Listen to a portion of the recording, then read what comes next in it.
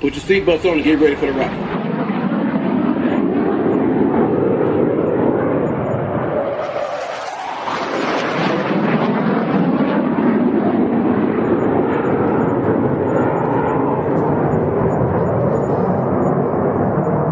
We're the freaking New York Jets, so we're built for this shit.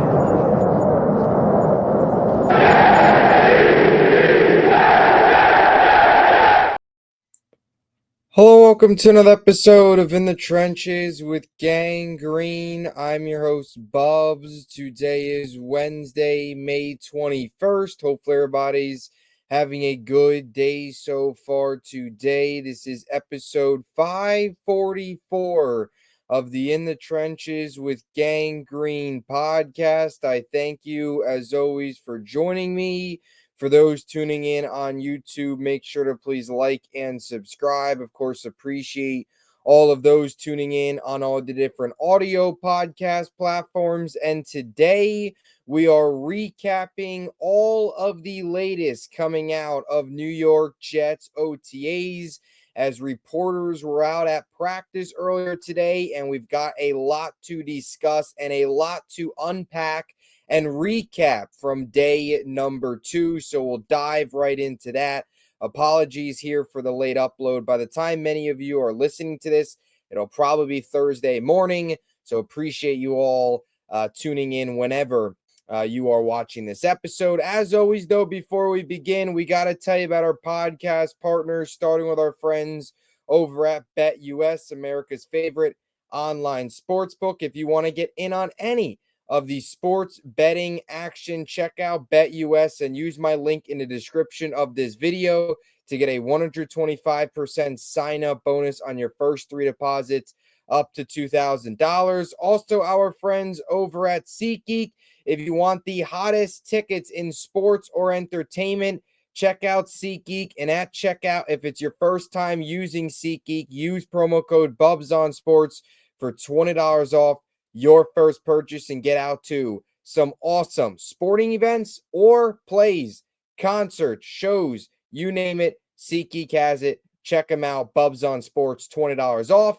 And of course, our friends over at Huga House. If you want any of their wide range of hats or sweatshirts, check them out and use code BUBS for 15% off any purchase and get yourself some awesome Huga House swag. So here we go, episode 544. Thank you as always for joining me. OTAs for the New York Jets have began this week. Yesterday was day number 1. Today, reporters were out at practice, which was great. We got a ton of updates, got a ton to unpack here on day number 2. Tomorrow will be day number 3. You'll get some more practices next week. So, of course, as always, we'll have you covered all throughout OTAs, rookie or mandatory minicamp as well here in a couple weeks once OTAs come to a close. We've hit phase 3 of the offseason. Things are moving. Summer's getting closer, although the weather in the tri-state area today and tomorrow is ugly.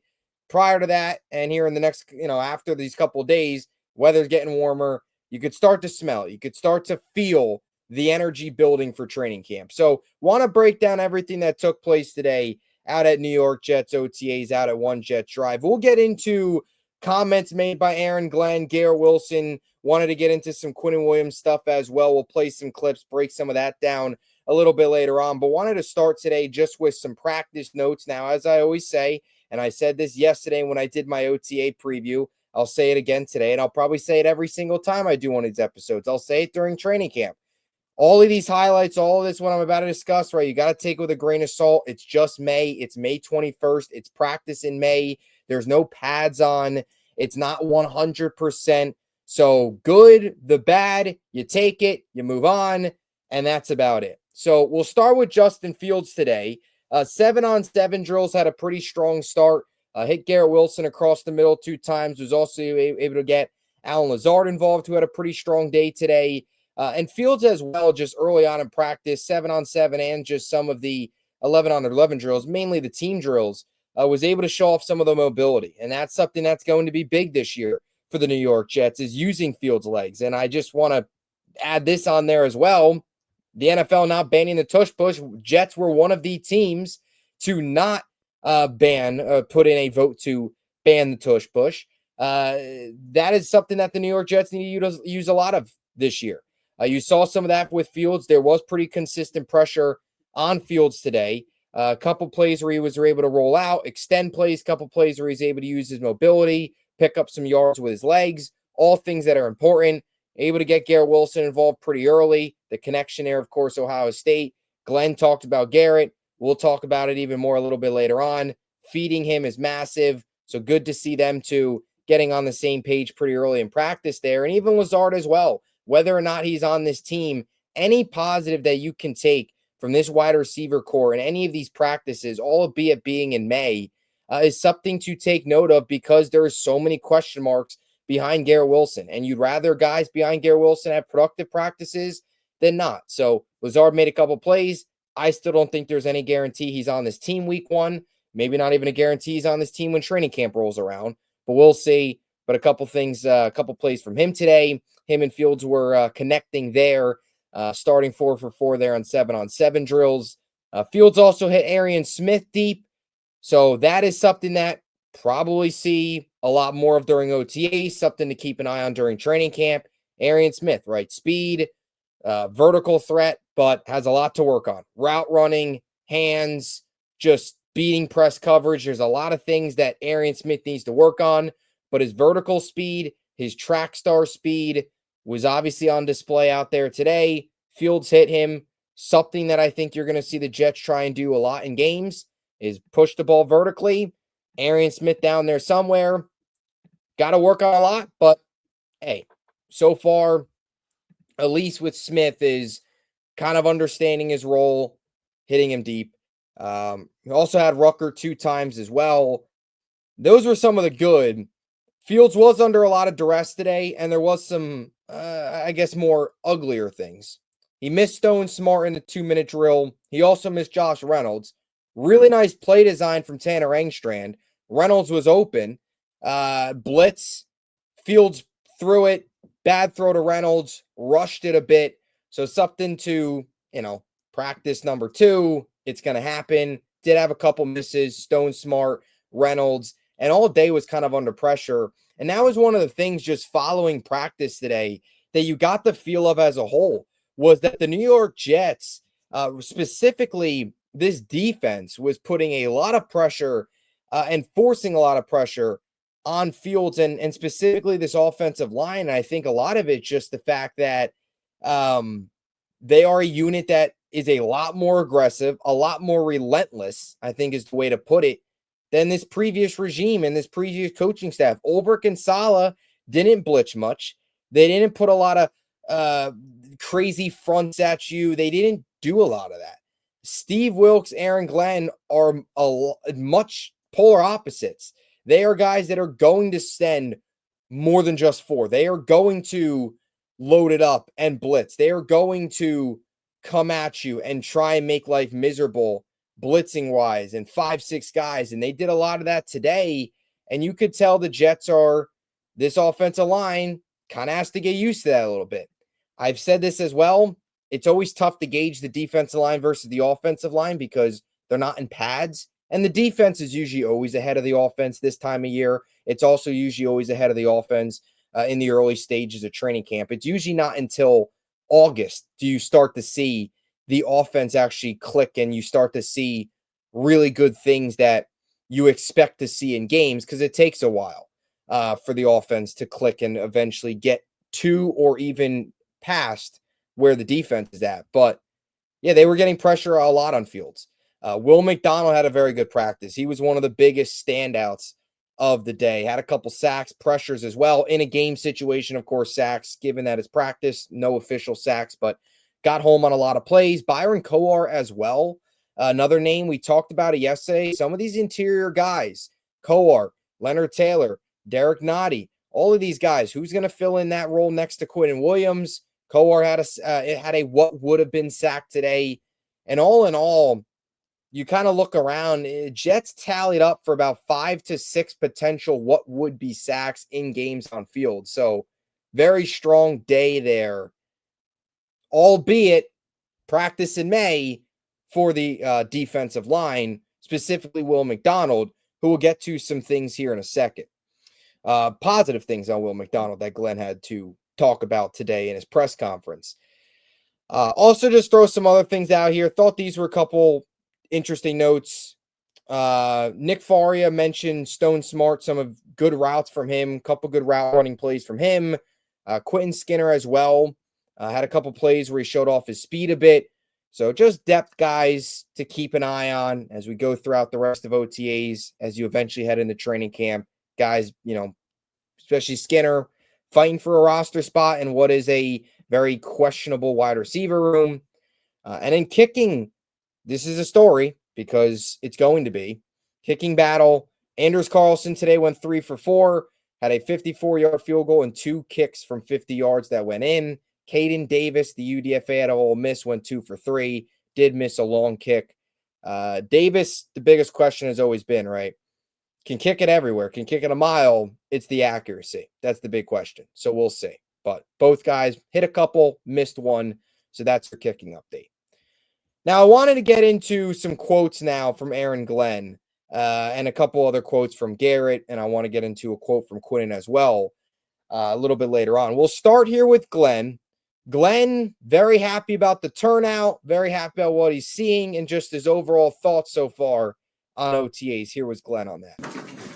I mean, I give a lot of credit to the players, and I'm not just talking about today or yesterday, but just throughout this throughout our whole phases, the amount of guys that's been here, the work they've put in. Yesterday, I think we had 100% participation. I think today I have to look at it, but today I wouldn't be shocked if it went 100% again. So, listen, these men want to win. These men want to work. And this coaching staff will do everything they can to give them the tools that they need to be successful. So, again, this was day 2 of OTAs, and tomorrow we have another day, and we're looking forward to that. So anytime we can get reps on the grass, we're going to take advantage of that. So any questions? I thought that was a really important quote there from Glenn. And we actually mentioned this during the rookie minicamp, where Glenn, when he spoke to the media during rookie minicamp, said that they had 90% attendance in phase 1 and 94% attendance in phase 2. And yesterday in the first OTA practice of phase 3, 100%. And of course, he went on to mention today he felt was going to be 100% as well after practice. So really positive sign, right? You always want all your veterans, no big absences. I think it's also a really positive sign to see, which we'll get to here in a second, but see guys like Garrett Wilson, see guys like Sauce Gardner there, even though those 2 players could honestly sit out and be waiting for contract extensions, especially when they see players at their position get extensions. But the fact that they're there, the fact that they're practicing, have been there for phase 1, phase 2, and now phase 3 are all very important. And it's very important for this new regime to have all of these veterans in the building, to build your culture, to get them to buy in, to be able to have that one-on-one with those guys is all very important. And of course, the practices as well. Any little bit you can get out there, Glenn has talked about it so much. Just getting out there on the grass is so important this time of year to install your plan for a new regime, build this culture, start to really hone in and understand the scheme offensively, defensively. So that's something that is really big positive. And to build on that, Glenn talked about players buying into the culture and why he feels optimistic that they have so far. You don't totally develop a culture. I mean, that's always ongoing. And to me, the real sign of where your culture is really starting to get to where is when adversity hits. And we haven't hit any adversity. The only thing I do know is, man, we have a lot of guys here, all of our guys here. And that tells me one thing, the guys are buying in, they believe. Because they don't have to be here, because it's not mandatory. So when I look at culture right now at this point, I look at, man, how many guys are showing up and how are they working? Now, right now, it tells me these guys want to work. So that's what I'm looking at, and I think that's a really good thing right now, our guys. I think that's a really important quote, too, as well, to take from Glenn, because I've talked about this a lot. At the end of the day, what's going to define, of course, this regime is wins and losses. That's obvious. But until we get to that point, this is all we have right now, right? It's only May. We can't just press a button and get to the regular season. As much as We all wish we could. We can't. But I've said this many times with Glenn and Muji. And at the end of the day, they've got to win.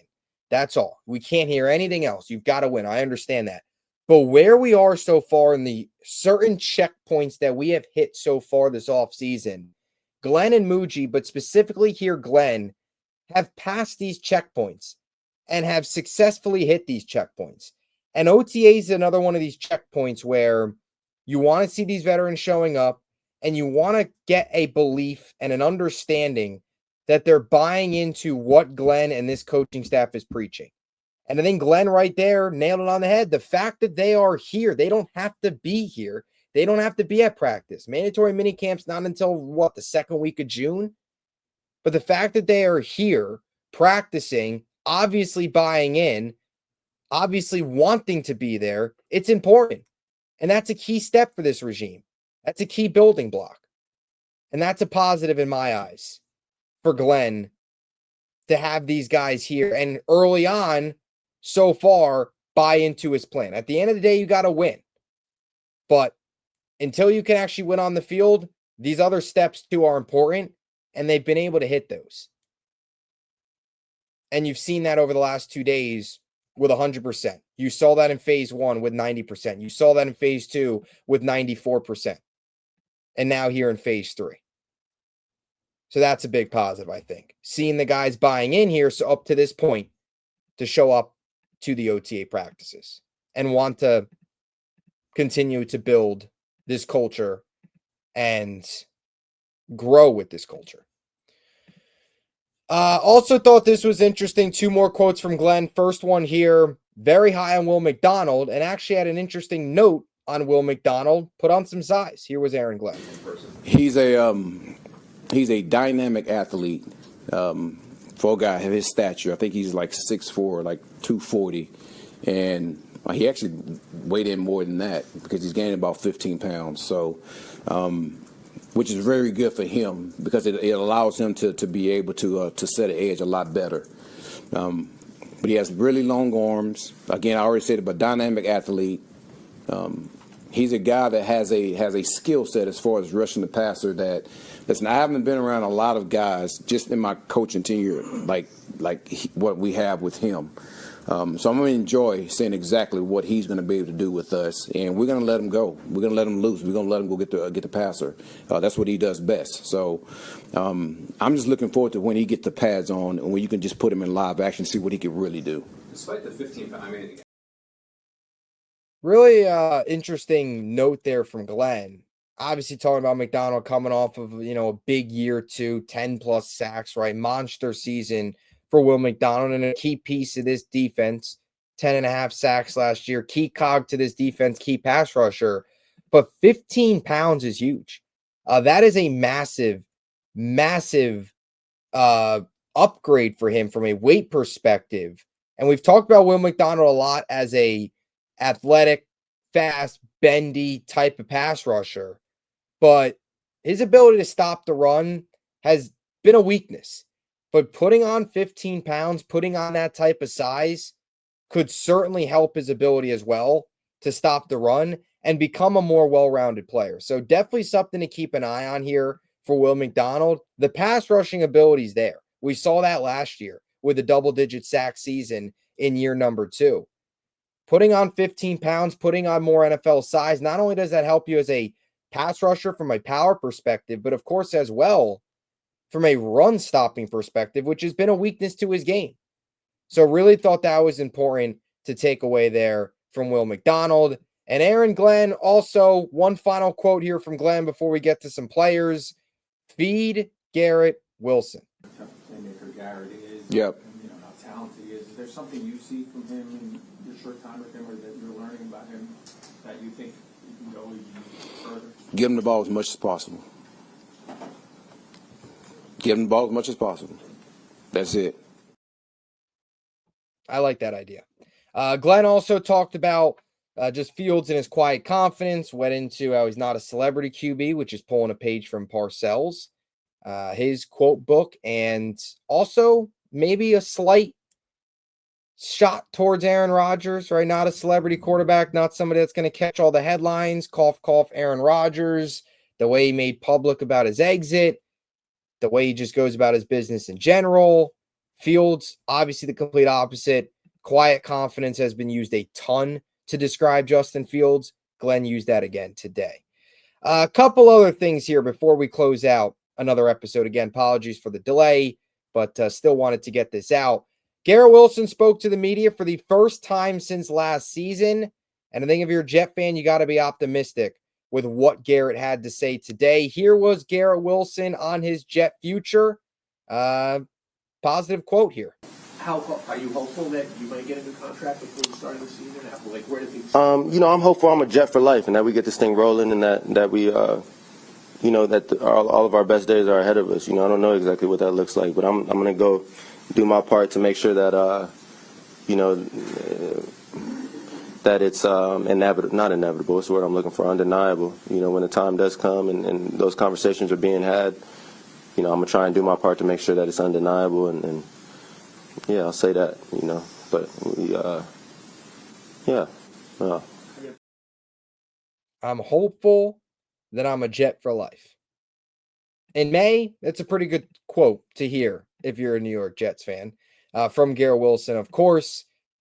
Also talked about the fact that he has had a few discussions. His agency with, agent with the Jets have had a few discussions about contract extensions. I continue to say it's something will get done. I look at two separate times here. I look at that 40-day period between mandatory minicamp and training camp is when I think something between both him and Sauce will get done. That 40-day dead period, I think something gets done there. Or right before the season, we saw Michael Carter last year get extended. I believe it was like a week and a half, 2 weeks before the season started, right at the end of training camp. Certainly I could see that as well. Wrap up training camp, get them done right before the season. I could see that. Those are the two times. Either way, from now until week number 1, when the New York Jets take the field on September 7th at MetLife Stadium against the Pittsburgh Steelers, I believe Garrett Wilson, and they should be, both Garrett and Sauce, will be extended, will have new contracts, will be locked up long-term. Good to hear that out of Garrett Wilson, right? There was a lot of the rumors, reports about unhappy, would he request a trade, all that stuff. He mentioned it a little bit, how last season he wasn't unhappy about being with the Jets. He was just unhappy about losing. And I've always gotten that feeling with Garrett. I always have. And I said that last year many times, where I certainly think there might have been maybe a disconnect between him and Rodgers. But at the end of the day, he wants to win. All these guys want to win, especially these young players who don't experience much losing in college, who go to the NFL, and the losing takes the toll. These guys are fierce competitors who want to win, have only known what winning is.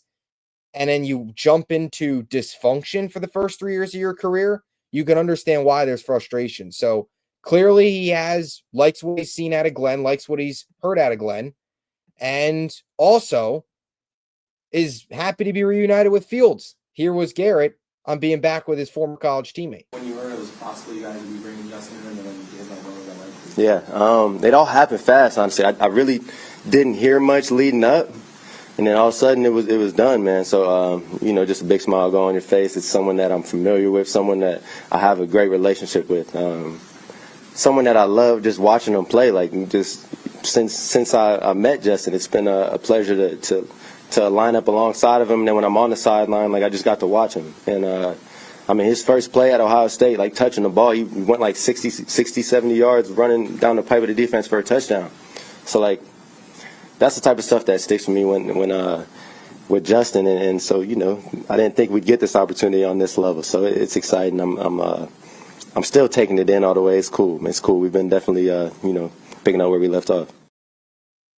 Hopefully we see some of those highlights here between him and Fields from their Ohio State days here with the Jets. So that was Garrett Wilson earlier today. And one final quote I wanted to get to was Quinnen Williams, a little bit of a longer one. But what I thought was a good response from Quinnen, taking responsibility on a tweet that he sent out when they moved on from Rodgers, basically saying, oh, here comes another rebuild. He has since, taken responsibility, thought this was just a good quote and wanted to close out the episode with this. Here was Quinnen earlier today. When the Jets think it was when you guys released Aaron Rodgers. Mhm. You did something like another rebuild for me. Yeah. Was that a sense of frustration in that moment? And Aaron's been pretty clear, like the Jets could win Mhm. now. Do you no longer feel that way after being around Aaron Rodgers? I definitely think it was an immature thing for me to do at the moment, out of emotions, out of frustrations. It's definitely immature, and ever since, and I haven't talked to Aaron previous to that, and just looking at it and trying to grow as a leader, trying to grow as a player, trying to grow as an adult. Talking to him, talking to the staff and everybody else just gave me a super excited and super confidence that we're going in the right direction to win football games and to do the things that I want to do, like to change the whole narrative of the New York Jets losing streaks or the playoff streaks and different things like that. Because I was drafted here a long time ago, and I was paid to help change this thing around, and I wear that with a badge of honor and like a cape to make sure that before I leave this game, the New York Jets is going to be on top. The New York Jets is going to be the football team to watch. So I kind of live there every single day, and I kind of want everybody around me to be that. So definitely back to that tweet, definitely it was an immature thing to do at the moment, and I've grown for that. Me and Aaron talked a lot about it. Me and the GM talked about it a lot, man. Me and the coaching staff, we all on the same page and stuff like that. So I'll take full accountability on that and definitely going in the right direction. So. Thought that was professional from Quentin, right? Not the right thing to do in that moment. He takes full responsibility, admit what he did wrong, and you move forward. Hear from Glenn, hear his side of things, and hopefully get the buy-in there, which seems to be the case. And just in general, I think importance for this team to, right, the whole social media stuff. There's been a lot of that over the last couple of years. Hopefully that is something that can start to change, and that could be an example of that, where something like that happens and we don't see that again. But good professional response from Quentin, and he's big piece for this team, right? Just got the contract, massive piece. So good to see him take accountability there. So just wanted to throw that up there as well towards the end of the episode, and that'll do it. Another episode in the books. Appreciate you all as always for tuning in. Let me know what you think in the comment section down below. Your biggest takeaways from day 2 of New York Jets OTAs. What are your thoughts? Let me know. I'll be back. A lot more content coming your way. As always, until next time, JETS, Jets.